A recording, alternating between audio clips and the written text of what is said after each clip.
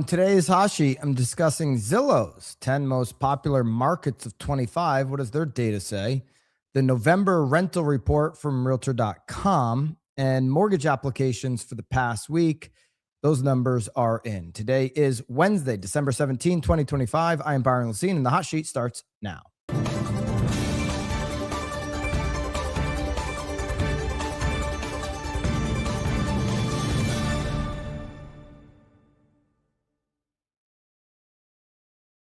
Good morning, live from Naples, Florida.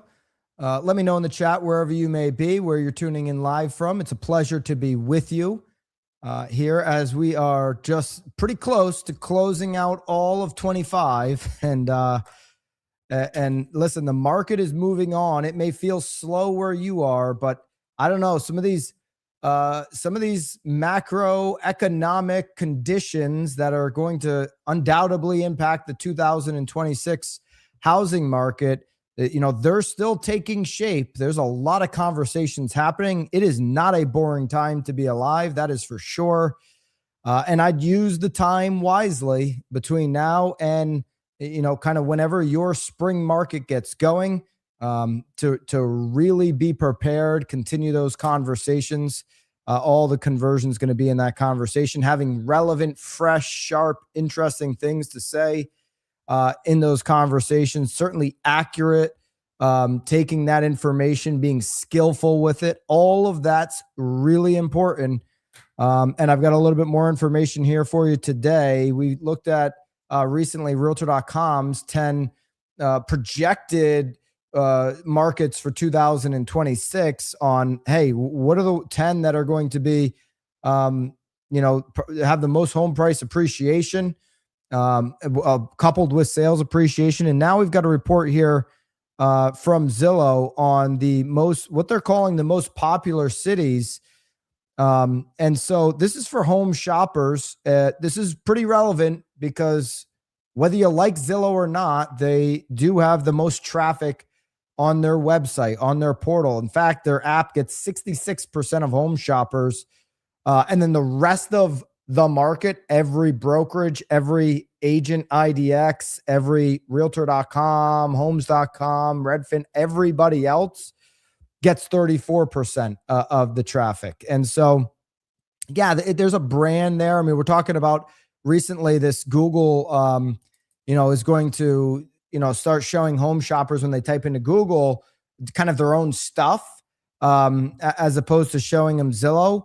I think that's brilliant of Google. I'm not naive to think that Zillow is not going to now negotiate like they did with ChatGPT on some kind of a deal there, because they just do that. And, but the point is, a lot of the traffic, even when we know this from running Google ads, just any random IDX site, whether it's Sierra Interactive, whether it's a Lofty site, whatever, we know that, when a consumer does that and they land on that, like my wife does this down here in Florida. There's an IDX site, I won't say whose, that she likes. She goes on it. But then what does she do? She goes back and forth between that and Zillow. Okay. This IDX site's got great SEO. A lot of times they'll rank highly on the Google search. But even because, she doesn't like Zillow, I'm not feeding her little Zillow cookies around the holiday or anything. I don't even like cookies, but it's just the brand is so strong. It's like, oh, let me bounce back and forth and see what's going on Zillow. So it's just even if Google does this, the brand is so strong. And so what home shoppers are claiming as the most, or what the traffic is showcasing as the most popular markets on the Zillow app. It's relevant information. We should know it at the very least. Where's the most traffic coming from? And so most of the top 10 markets right now. So this is something to consider on, hey, do I have any of these price points in and around the market that I work? Can I grab some of these price points because they're very popular. I'm going to meet a lot of buyers who could be move up buyers in 7 to 12 years. Most of the top 10 markets offer prices under $350,000. That's got growing job access, communities that provide more breathing room, but ultimately less financial strain. This is an indicator of how people are thinking about their finances right now. It's become very unaffordable since the money printing machine was ramped up in 2020, 21, and unnecessarily in 22 even.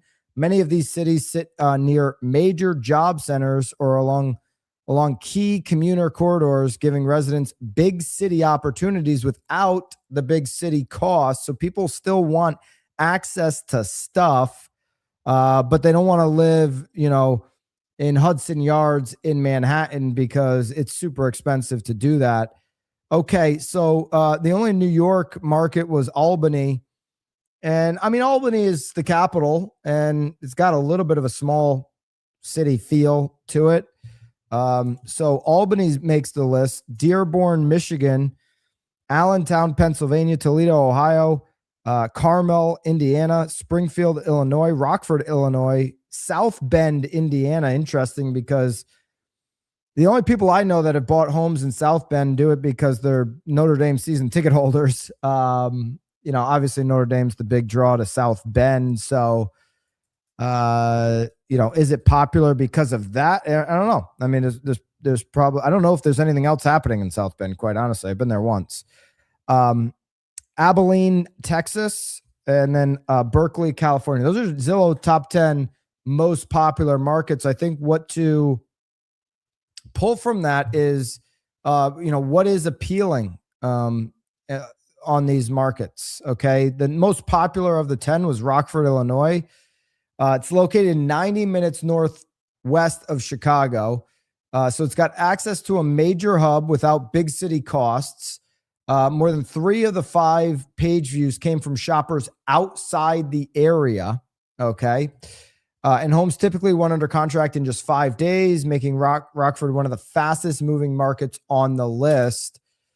So they're using this homepage traffic, home value growth, how quickly homes sell to kind of make this list and analyze it. But, all of these markets have, a lot of access to, 90 minutes outside of kind of big city. If you look at, Realtor.com's list, when we were looking at, hey, Hartford's expected up in Connecticut and New Haven's expected to, they're smushed. Those two metros are smushed between Boston and New York. So you have 90-minute access, give or take, to each of those from those metros, but you have a substantially lower cost. Okay. So a couple other outside of the top 10 list, most popular coastal city was in Hawaii. So, okay. Kind of unfair there when you're when you're in Hawaii.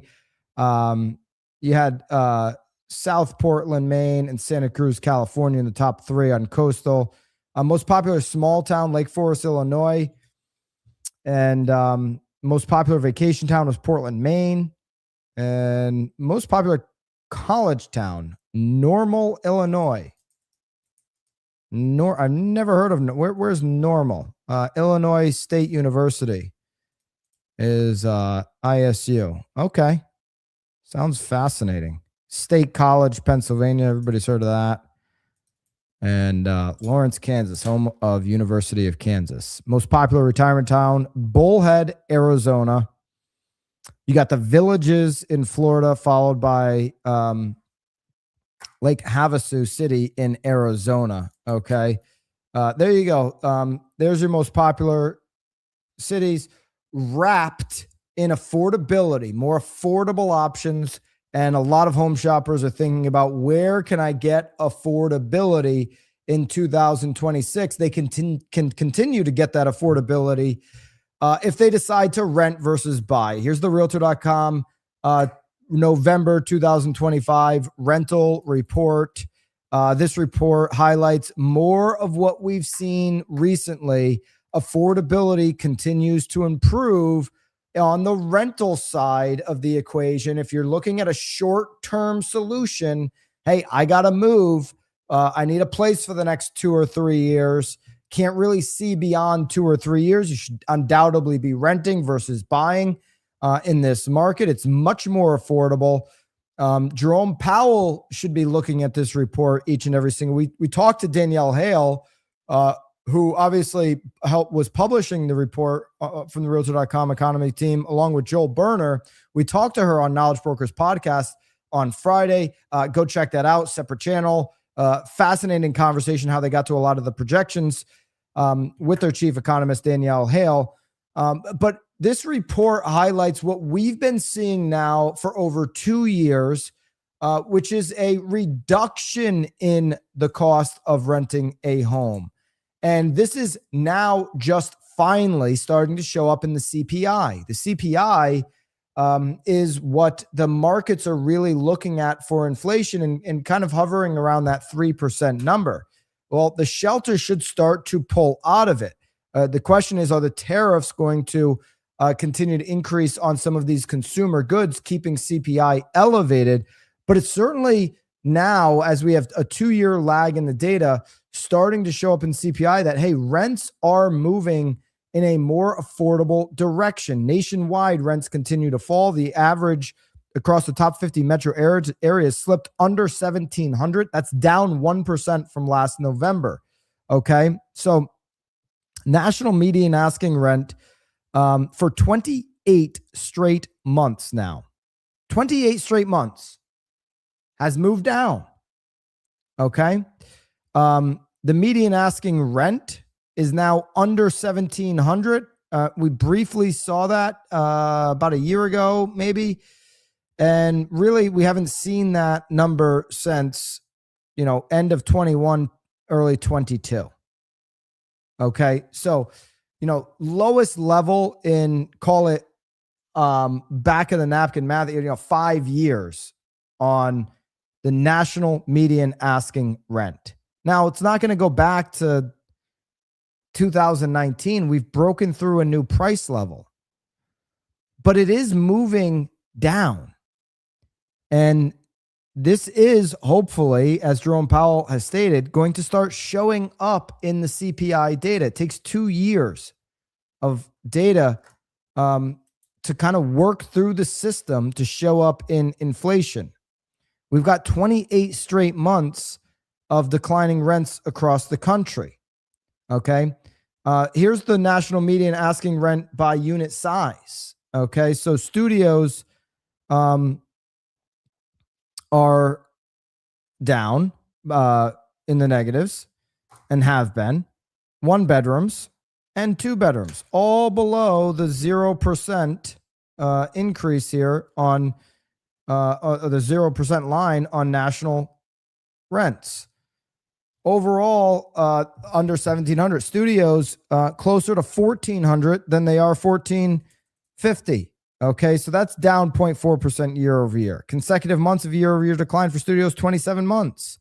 1 bedroom, under 1,575 now. 1% down on the rent year over year. 30 consecutive months of year over year declines. The rent versus November 2022 on 1 bedrooms is down 3.3%.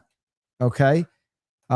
So yeah, we had fast, rapid increases on rents, but we've had 3 years now where rents have not moved up. They've in fact moved down.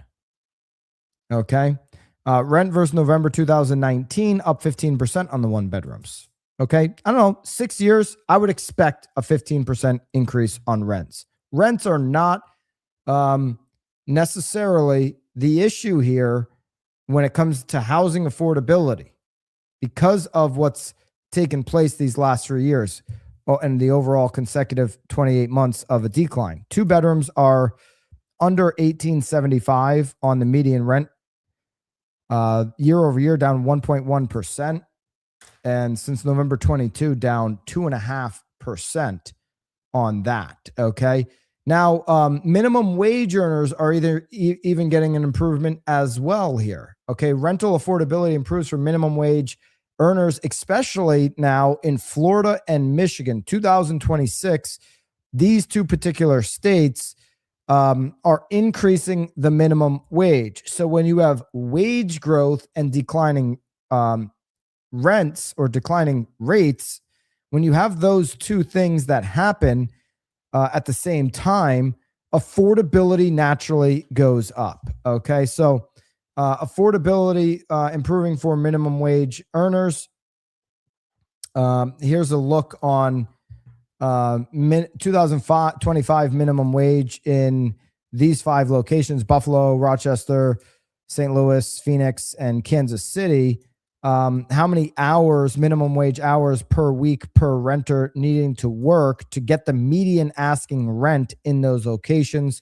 Buffalo 30 hours, Rochester 35, 38, 39, 40. Okay. So I would consider, hey, if you can work 40 or less hours on minimum wage and afford median asking rent, like that's kind of, I don't know, it's kind of how things should work. I'm right. I mean, I guess that's a good thing in those locations. So median rents and rents overall are improving. Affordability improves for minimum wage earners. Like if you're talking to a home shopper here, early 26, man, it's like, you know, why are you buying? How long are you going to be here? Oh, you're going to be here for 10 years. Okay, let's take a look at it. You're going to be here for 7+ years. Okay, let's take a look at it. You're only, could only see past 2 years. Here's the numbers on how much you're saving here on a rent. Let's take a look at it. So there's only the largest metros, though, just to highlight where minimum wage earners are maybe struggling a little bit. There are only 5 of the largest 50 metros, which 2 minimum wage workers working 40 hours per week could afford the median rental. But it's about to go to 7 of the 50 when Michigan and Florida. So that's the largest metros. Obviously, we looked at some other metros there where it was affordable. And so that's what's going on there. All right. That's your rental report from realtor.com. Let's take a look at rates. Another thing that can certainly impact affordability. We've got our Mortgage Banker Association mortgage application data in from the last week from their weekly survey. Mortgage applications decreased 3.8% from a week earlier, according to the MBA, for the week ending in December 12th. So that obviously top line number includes refinances as well as purchases. The refinance numbers decreased 4% from the previous week, a kind of a huge number, but that's where we're at right now. The same week a year ago, refinances increased this week 86% higher than the same week a year ago. Just a crazy outrageous number. Shows you what 1% can do. And that's essentially where we're at as we hover around 6.25, 6.3. January, we peaked out year to date at just over 7.25. Okay. So, 1% off over the last year here of the 30-year fixed rate, increases refis, and it certainly has opened up to some degree, even transaction. We've seen slight increases there on contracts. Okay. The purchase index over the past week decreased 3% from a week earlier. This is all expected. This is a seasonal natural decline. Still 13% higher than the same week a year ago. Basically, year-over-year increases, it has happened, I think, in now 45 of the weeks this year. So basically all year we've seen these kind of increases. Mortgage rates inched up following the FOMC meeting. Shocker, as they typically do. They've done it over the last 3 meetings. And so that the comments of, hey, we're near the end of this rate cutting cycle was a big reason why. So mortgage applications slightly declined, according to these comments here from the Mortgage Banker Association chief economist. Purchase application volume typically will drop off the end of the year anyway. So we're not seeing any shocking results there. No shocking results in what's going on here with the 10-year. This is still near the high side of the last 30 days and relatively on the high side for the last 90 days, where we've been bouncing around here over the last 5 days. 4.159 as we start this Wednesday off. 30-year fixed mortgage rates yesterday ended the day on the final read at 6.27, according to Mortgage News Daily. That's in line with where we've been hovering around that 6.25 upwards of 6.3 range over recent days. No change on CME and poly market. Still many days out from the June 28th Fed meeting. We are about a 25% chance of a cut, but 75% chance no change on those.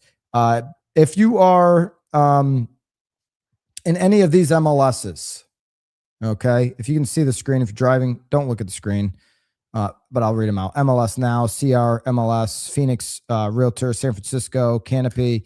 There's a masterclass going to be available here today.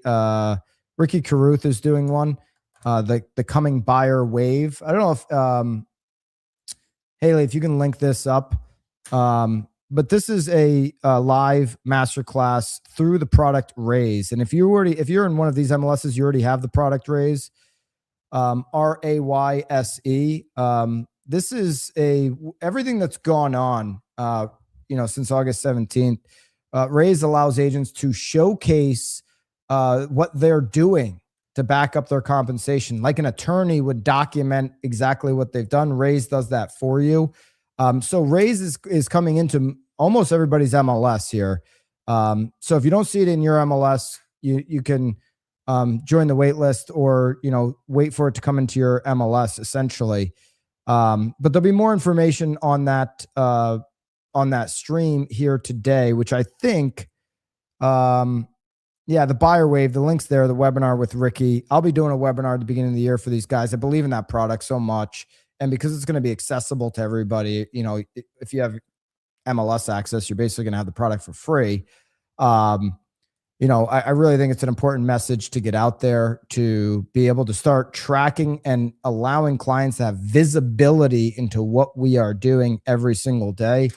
There's so much crap on online right now of people, telling agents to do a variety of things that don't bring value to the consumer, quite frankly. And so big believer in this. More to come on that, but there is a webinar with Ricky. I mean, listen, me and Ricky I appreciate what Ricky's doing, obviously putting the message out on Raise. He's come to BAM Mania. Him and I have had our debates over the past. I'm 1-0 in debates against Ricky.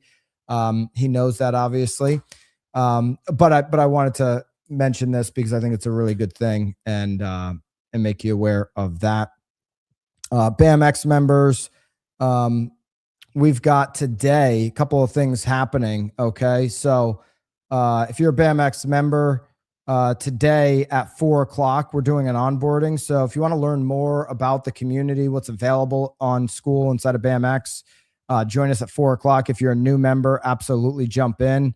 And then at 4:30, Shane Bergman and Chris Benjamin are working on upgrading listing strategies for 2026. So members only office hours, members only onboarding, those two things happening today. Go to school.com/BAMX. BAMX members are getting content delivered to them every single Friday to help generate leads and build their brand. Access to new hyper-local content courses and blueprints like the one that Alyssa Kernut just dropped, as well as role play masterminds with myself every single Tuesday before the hot sheet. And then great products like Zudelio, $2,400 savings just by being a BAMX member. You get that product for free. School.com/BAMX. And there you go. All right. That is the hot sheet here for today. It's a pleasure to be with you as always. Looking forward to being with BAMX members today at 4:00. And then looking forward to being back with you guys here on the hot sheet tomorrow. Until then, of course, toodaloo.